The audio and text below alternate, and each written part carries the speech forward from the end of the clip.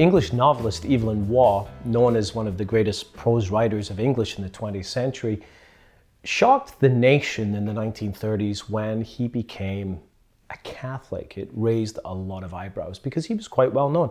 He was well known for novels such as Brideshead Revisited. Some of you may be familiar with that one. The BBC did a miniseries on that back in the early 1980s. But later on in life, he was quite a frequent public commentator. And he was known not just to be a famous writer, but he's known to be a bit of an old grump, honestly. And one time he did an interview, and the interviewer said, "Mr. Waugh, I can't quite understand this. You're very public about your faith. You're a very devout Catholic, so why are you such an old grump?" And Evelyn Waugh just looked at him and said, "Well, you should have met me before I was a Catholic." Reminds me of a saying attributed to Oscar Wilde, who also became a Catholic on his deathbed. He said, "Every saint has a past and every sinner has a future." Perhaps a more common version of the same truth is something you may have seen on a bumper sticker or on a sign on someone's office door or on their desk that says, "Please be patient with me. God isn't finished with me yet." So I think we can all relate to that, can't we? That the journey to growth and maturity, to becoming a better person is just that. It's a journey and a lifelong journey. This weekend we celebrated the Feast of All Saints. And when we think of the word saint, perhaps many of us think of, what a person who has been carved into stone or wood, or whose image is seen in colored glass in a church building. Sometimes saints seem very remote to us. But the church presents us these saints as, to inspire us, people whose lives are worthy of imitation, men and women of great virtue, men and women from whom we can learn.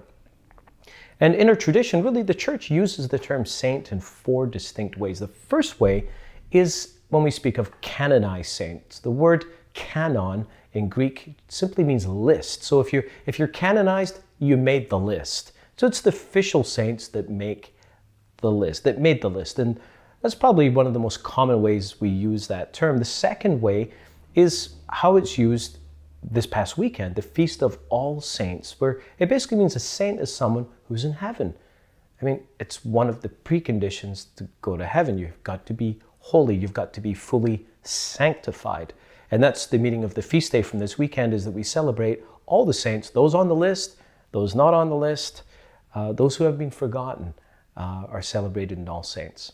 Another common way we might use that term is to speak about one another in this present world where we're still on the journey. Someone might say, "Well, that Betty, she's a real saint. She's a living saint." Or, "That Father James, he's not much of a saint, is he? Not exactly a saint."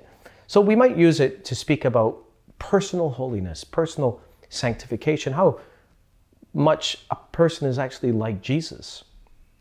In the second reading this weekend, we heard St. John telling us that when Jesus is revealed, when we see him as he is, we will become like him. That's the goal of the Christian life. As we encounter the real Jesus, as we see him as he truly is, we will become more and more like him and less like ourselves.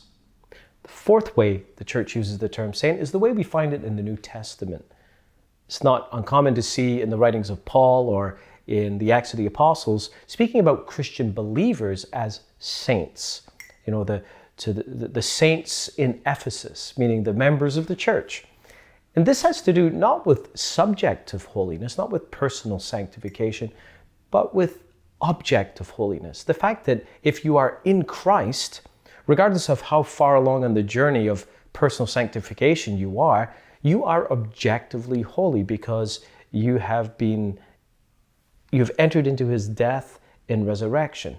The Lord's grace is at work in your life. You are in Christ. There's an objective holiness. And this sense of objective holiness goes back to the Old Testament, to the Hebrew Scriptures, in which God alone is primarily holy. God is what the Hebrews call kadosh. God is set apart. God is other.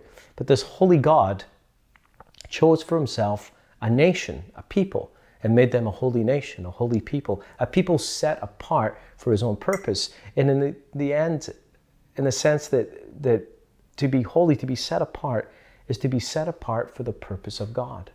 So in this fourth understanding of being a saint, being a believer, is to be a member of the new Israel, the people of God, set apart for a purpose. And what is that purpose but the mission of Jesus Christ? The mission to reach the lost. Jesus said the Son of Man came to seek and to save the lost, to bring people home to God, to find their home in the heart of God, to seek and to serve the least. Jesus said, whatsoever you do to the least of my brothers and sisters, you do to me. When you feed the hungry, clothe the naked, give drink to the thirsty, visit the sick or imprisoned, or welcome the stranger, you did it to me. That is the mission of the church. That is the mission for which we, who are in Christ, have been set apart for. And that's what it means objectively to be a saint.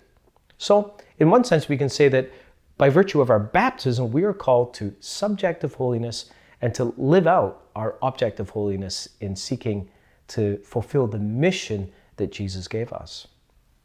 Now, what does this have to do with us as a church? The last number of months, we've been moving through a series called New Foundations. We've been looking at the question of who are we called to be as a church? Where have we been going? Where are we called to be?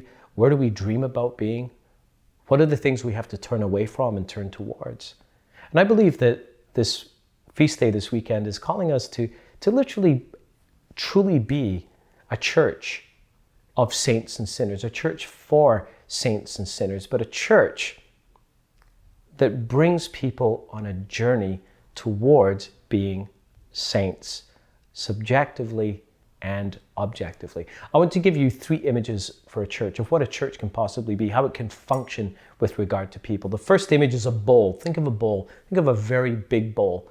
A bowl catches things, it collects things. It's a very welcoming place. Many people today in the church rightly want the church to be welcoming of everyone, of all people, regardless of where they've been, where they've not been, regardless of what they believe or don't believe, what they've done or not done. Regardless of how messy people's lives are, we ought to be a welcoming church. But a church that is simply a bowl is welcoming people, but not taking them anywhere. And think of a bowl that collects water. If it just sits there, it eventually becomes stagnant and can even become putrid, where there is no life and no growth. The second image for the church is that of a pipe. Think of a pipe that's purpose is to move something from one place to another. So this would be a church that does help people to grow in holiness and to grow in their sense of mission. But the entry point is so narrow. And this would be a church that says, well, you're welcome, but in order to come into our church, into this process, you have to look like us and think like us and speak like us and smell like us and dress like us. It's a pretty narrow gap. I'm not sure that really reflects the ministry of Jesus, who was incredibly inclusive and yet also invited people onto a journey of sanctification. Which brings me to the third image, the image I think that combines the strengths of both the other images, and that is of a funnel. Think of a funnel with a big funnel, almost as big as the bowl. Again, it captures as many people as possible. It welcomes people regardless, as we said, regardless of where they've been or what their beliefs are or where they are in their life. People are welcomed, not judged, but welcomed in a loving way. But a church where we love people too much to leave people where they are, a church that welcomes people onto a journey of growth, of transformation, of encounter with Jesus, so that as Jesus is revealed to the men and women of that church, that they may become more like him. Finally, 2 concepts. Trajectory versus proximity. Fancy words, but by trajectory I just mean, what direction are you going in? Or do you even have a trajectory? Are you moving? And proximity is about your closeness to God. And both are valued by the Lord. But think about it. Even in the world of the church, you can have people who are quite close to God, but have stopped moving, have stopped growing. You can have people who are, in one sense, quite far from God, but they're actually moving. They have a trajectory. My question to you is, what is your trajectory? Do you have one? Are you on the move? Are you on the journey? Regardless of how close you are to God or not, are you on the journey towards personal sanctification, towards living out the mission of Jesus Christ. For me, going back to the images of church, I choose the funnel because that's where I am. I want to be in that big funnel, swimming around with all the other saints and sinners, together on a journey, so that as Jesus is revealed to us more and more, as we see him who he is, we can become more like him and help reveal him to others, so that at the end of the day, all of us can leave this world a little better than when we found it. God bless.